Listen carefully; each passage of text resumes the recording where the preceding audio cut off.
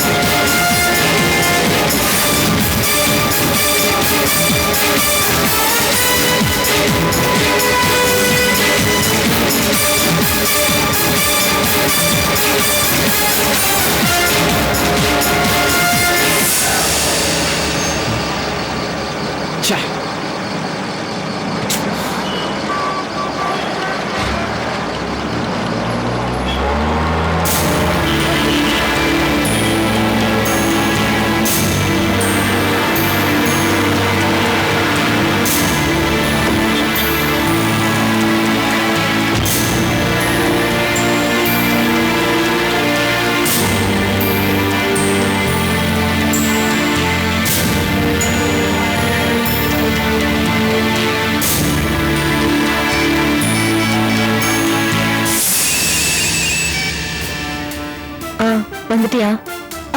எங்க இருக்கீங்க? சரி, பேசிக்கிட்டே உள்ள வா. ஓகே. அப்படியே ரைட்ல திரும்பி பேஸ்மெண்ட்டுக்கு வா. அப்படியே படியில இறங்கி ரைட்ல கட் பண்ணு.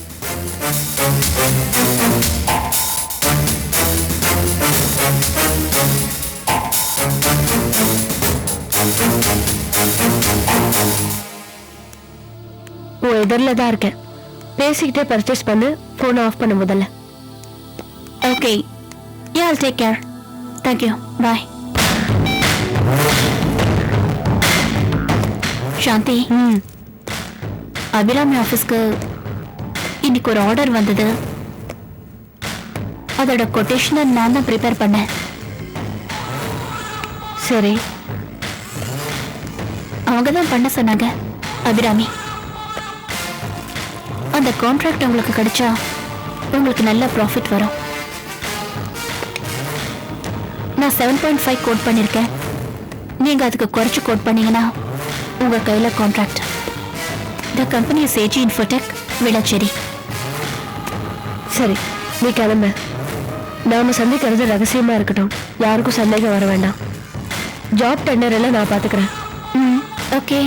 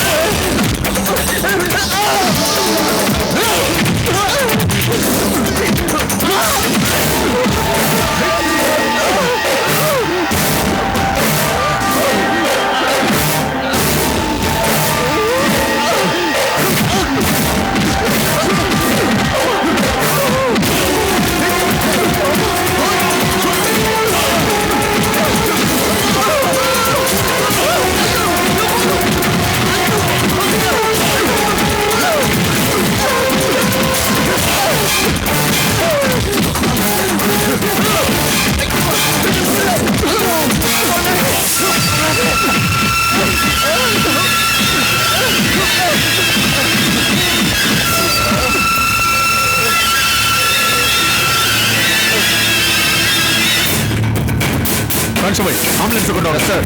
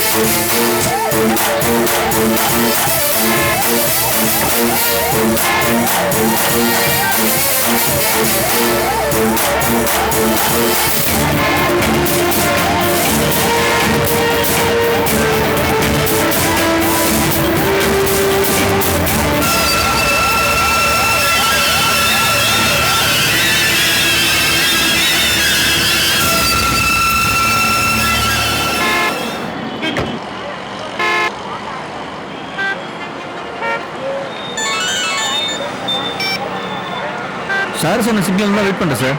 அவன் இந்த பக்கம் தப்பிச்சு வந்தவன கணேசா கிட்ட ஒப்படைச்சேன் சார்.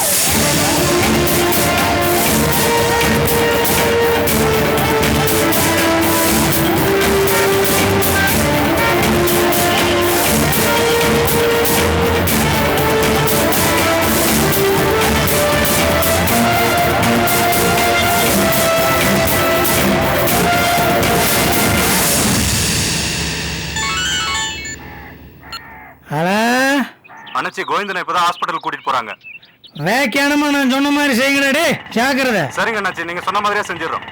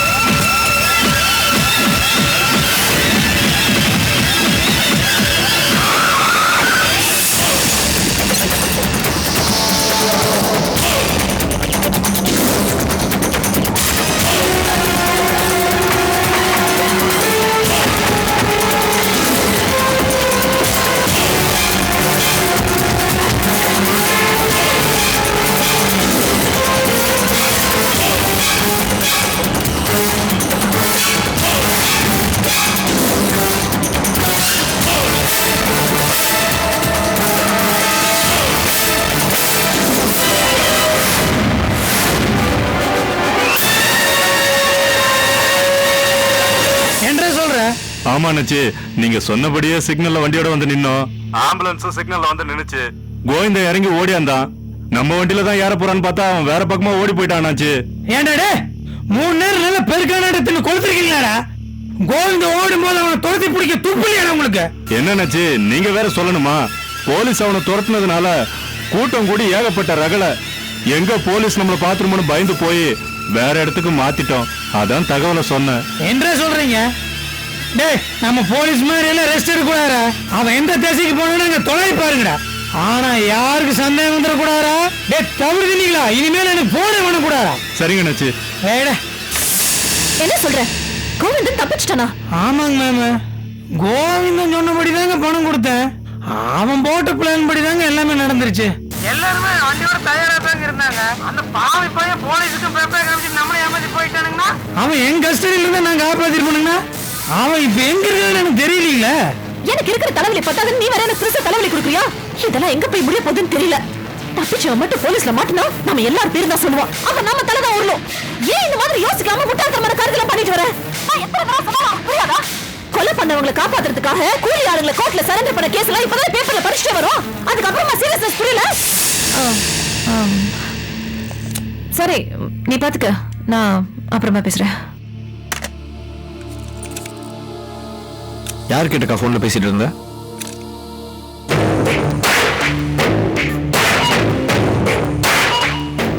அக்கா, நீ எவ்வளவு கோவமா பேசுன? என்கிட்ட இருந்து ஏதோ மறைக்கிறேன்.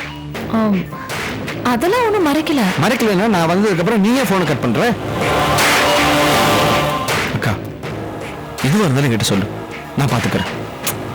ஷாம், அதான் பிரச்சனை இல்லைன்னு சொல்றல, நீயா எதுக்கு கற்பனை பண்ற? போய் வேலை பாரு.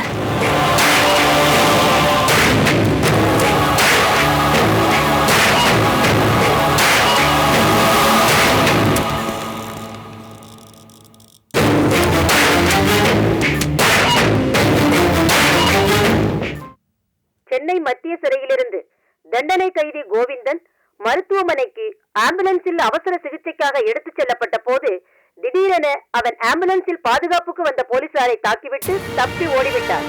அவனை போலீசார் தீவிரமாக தேடி வருகிறார்கள். கடற்கரையோரம்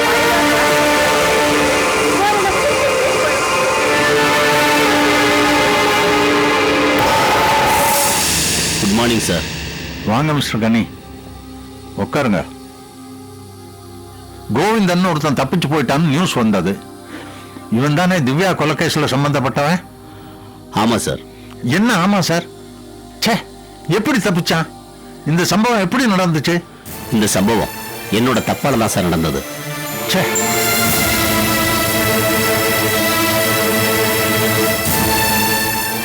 அவன் பேச்சை நம்பி நான் ஏமாந்துட்டேன் சார்.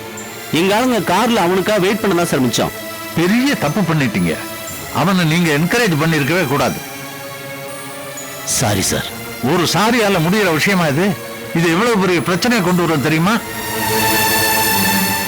இன்னமே என்கிட்ட கேட்காம எந்த காரியத்தையும் பண்ணாதீங்க. Okay sir. இப்ப நீங்க உடனடியா செய்ய வேண்டிய விஷயம், அந்த கோவிந்தனை தேடி கண்டுபிடிங்க. அவன் சொந்த ஊரு, சொந்த வீடு, சொந்தக்காரங்க, நண்பர்கள், குறிப்பா கந்துவட்டி ஆபீஸ், அவங்க சம்பந்தப்பட்ட வீடுகள்ல தேடி கண்டுபிடிங்க. Okay sir. அவன் தான் நமக்கு முக்கியமான ஆதாரம். நம்ம எதிரிங்க கைக்கு அவன் போயிட்டான்னா நம்ம இவ்வளவு நாள் போராட்டமும் வீணா போயிடும். அப்புறம் அபிராம் மேல, அந்த கந்து வெட்டிக்காரன் பேர்ல எந்த கம்ப்ளைண்ட்டும் பண்ண முடியாது. இனிமே இந்த தப்ப பண்ணாதீங்க, ஜாக்கிரதையா இருங்க. குற்றவாளிங்க நம்மளை விட புத்திசாலிங்க. அவங்க புத்திசாலித்தனத்தை முறியடிக்கிறதா நம்ம புத்திசாலித்தனம். புரிஞ்சுதா? போங்க, நான் சொன்னபடி தேடுங்க. Okay sir.